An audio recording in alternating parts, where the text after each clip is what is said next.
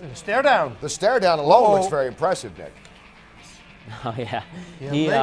He gave me a mean mug at weigh-ins, and you know I just get fired up whenever I fight. So we're going to talk more about that a little bit later on.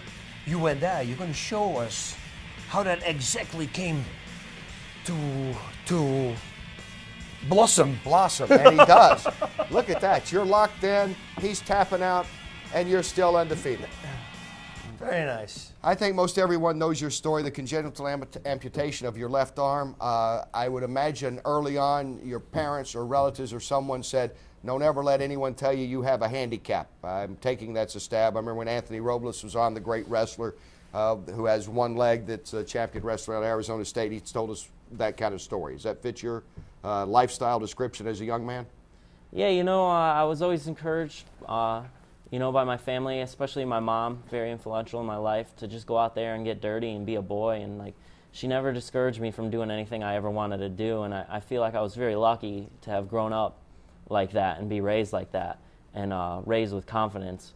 You know, the first time I ever wrestled, I wanted to quit. It was so hard. You know, I got beat up by everyone. Yeah. And your mom told you, right? Yeah, she told me I wasn't allowed to because she said you can't quit something because it's too hard. You know, maybe if you don't like it, you don't have to come back, but you made a commitment.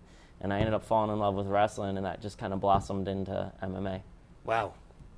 Very cool. Yeah. And then you go on basically like an audition to get this, right? The XFC has these open tryouts. That's true, yeah. Yeah, they had an open tryout in Connecticut, and basically it was anyone can come and try out. And I actually went. I didn't win. My good friend Abby Mestre won. And he passed away recently, and they kind of said, hey, Nick, you can come in and take his contract and his fight. You know, I feel like it should be both of us doing it out there.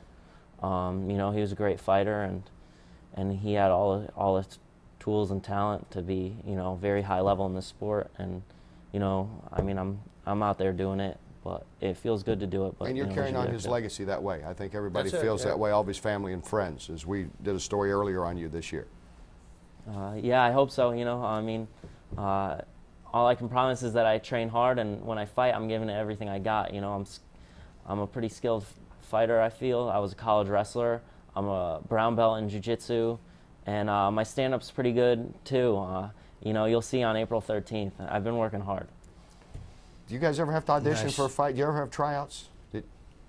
That's actually how I got into the IFL. That's IFL tryouts, right? You tried out with the IFL, didn't you? Yeah, it was a fluke. I went up there with a friend, and then he didn't try out, and I was like, yeah, I'll just do it.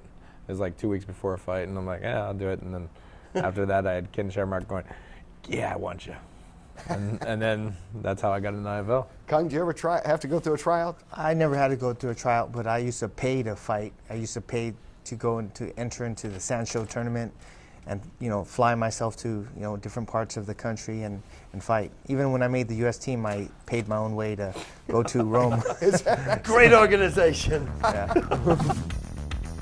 Watch Inside MMA live every Monday night, 8 p.m. Eastern on HDNet, your home for MMA.